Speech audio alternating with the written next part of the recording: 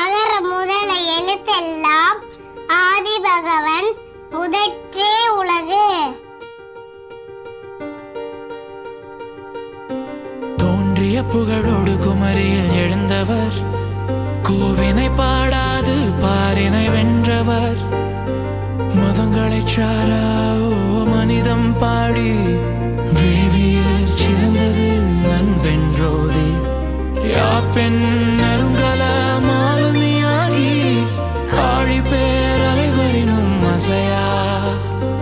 ஓங்கு தமிழால் உலகளந்தவர் எங்கள் பொய்யா மொழி, எங்கள் வள்ளுவன் மொழியே. ஓ, திருக்குறளா? பொய்யா மொழி, எங்கள் வள்ளுவன் மொழியே, எங்கள் பொய்யா மொழி.